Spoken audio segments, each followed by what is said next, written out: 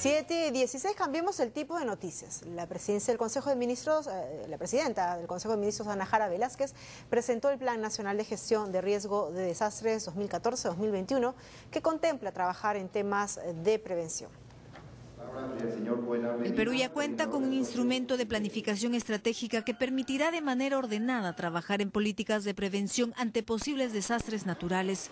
Así lo anunció el secretario de Gestión de Riesgo de Desastres de la Presidencia del Consejo de Ministros, Alberto Bisbal, quien indicó que para este año el Ministerio de Economía y Finanzas ha hecho un aporte de 800 millones de soles. Calculamos a fin de año vamos a llegar a un 80% de ejecución de estos fondos, pero el próximo año creemos que vamos a pasar de los 1.000 millones de soles que se van a dedicar de los fondos que están programados por los gobiernos regionales y por los sectores para el tema de gestión de riesgo de desastres.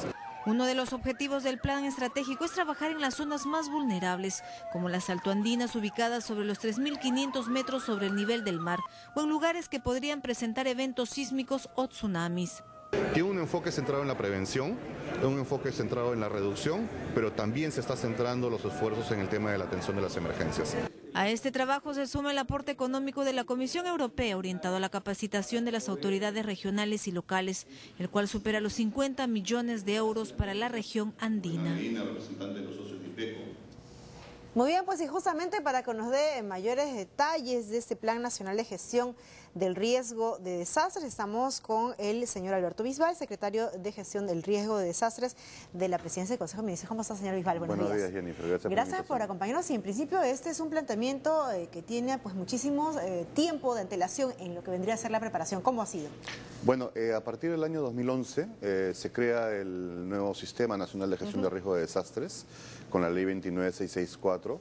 Esta nueva conformación tiene, digamos, casi los mismos actores que venían del Sistema Nacional de Defensa Civil, pero tiene ahora un ordenamiento diferente, que está enfocado a la gestión de riesgo de desastres, ¿no?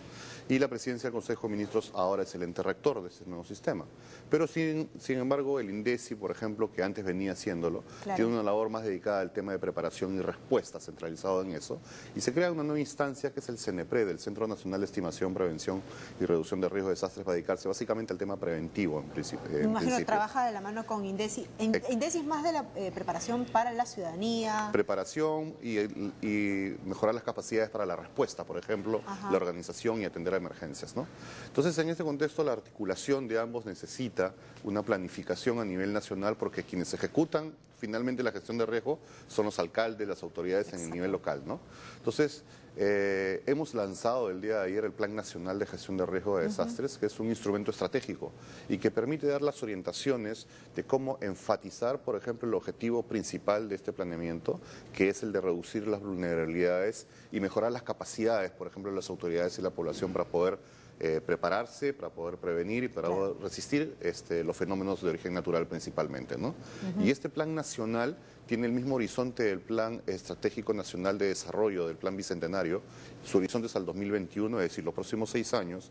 Vamos a estar dedicados a 6 elementos estratégicos que están contenidos en el plan. ¿Cuáles son estos 6 ejes estratégicos? El primero de ellos está dedicado al conocimiento del riesgo. O sea, el primer eje estratégico permite saber cuánto estamos expuestos, dónde vivimos, cuál es nuestra condición de vulnerabilidad, para que ahí vayamos al segundo objetivo estratégico, que es ya dedicado al tema de reducción de la vulnerabilidad, es decir, reducir el riesgo, cómo poder, aquel riesgo existente, poder controlarlo, minimizarlo y hacer que este no se convierta en futuras emergencias. El tercer objetivo estratégico está centrado, por ejemplo, en mejorar las capacidades de respuesta, prepararse para poder atender efectivamente las emergencias. Y justo antes de que veamos este cuarto punto, en este tercer punto, ¿ha habido una mejor respuesta a propósito justamente de las últimas prácticas que se están haciendo cada vez más frecuente en nuestro país? Sí, creemos todavía que es insuficiente, pero el avance ha sido bastante notorio. Si nosotros nos vamos 5 o 6 años atrás, inclusive en el 2007 cuando ocurrió el sismo de Pisco, como que los simulacros no se tomaban muy en serio, ¿no? Como que eran algunas acciones obligadas y era un momento de esparcimiento, más que verdaderamente reflexionar sobre las condiciones que uno tiene en su entorno para poder protegerse luego de un sismo de gran magnitud.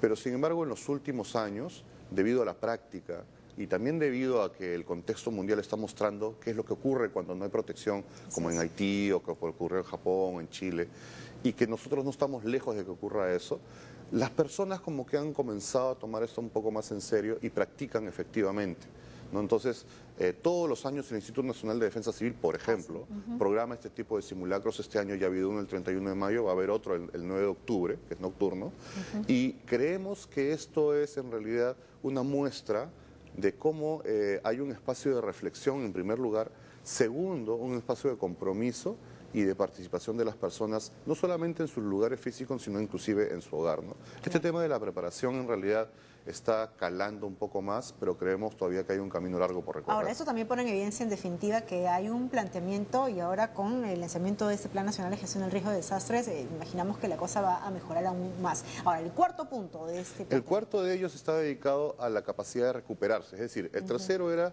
de atender la emergencia, prepararse y poder responder.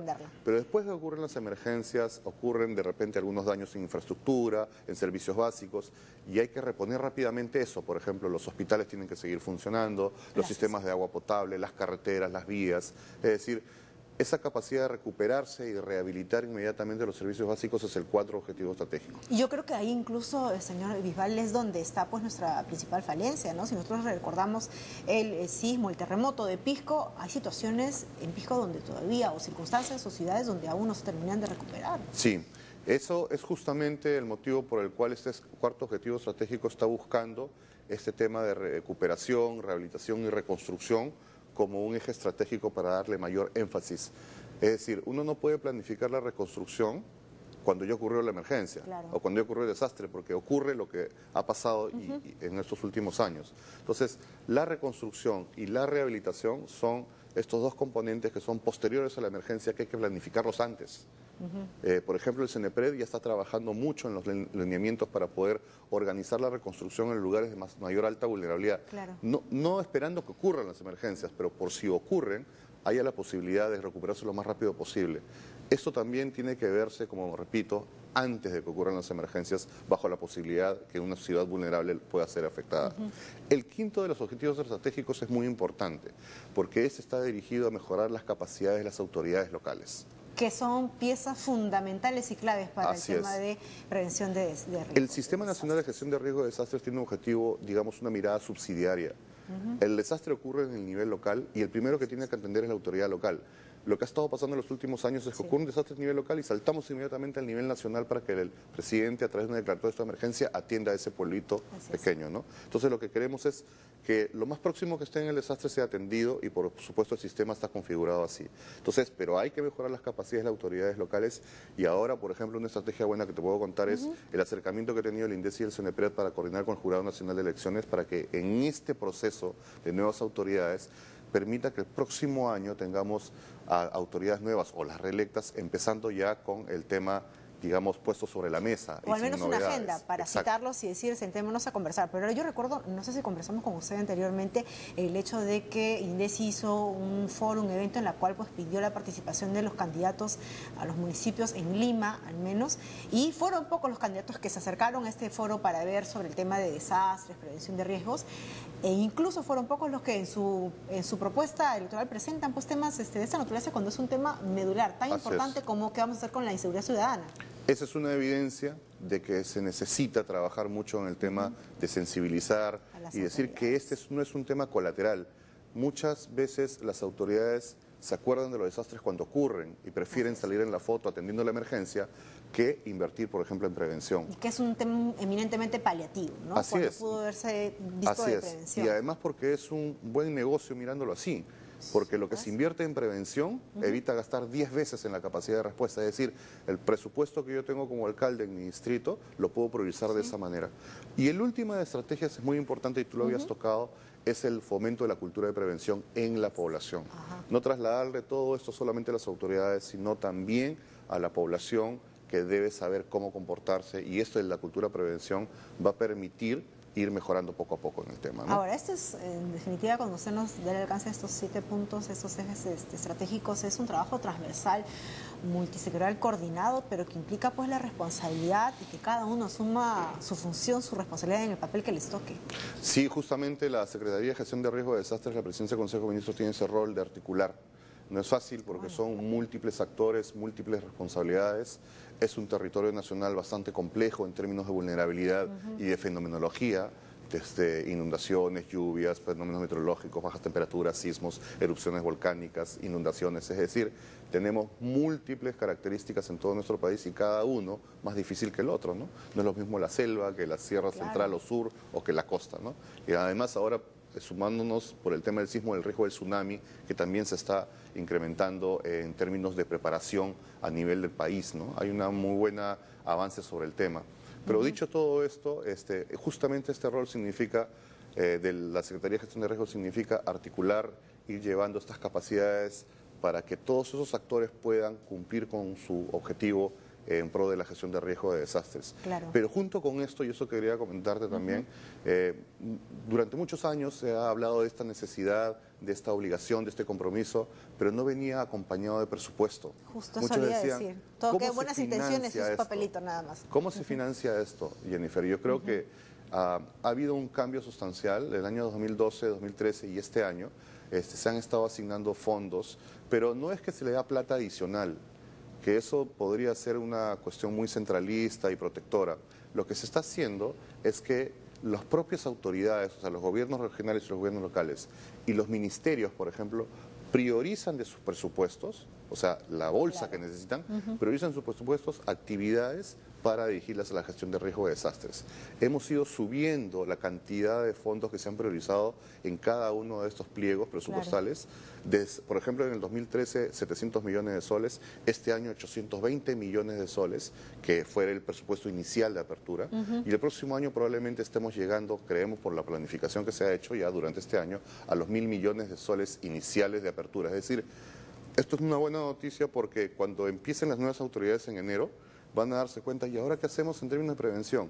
Y van a encontrarse que ya hay formulación de presupuesto y hay actividades definidas para que ellos puedan hacer lo que les toca. O sea, en definitiva, eso va a demostrar pues la real voluntad de que tienen todas las autoridades para participar ¿no? mano a mano y en conjunto con este planteamiento. No les va a quedar de otra tampoco.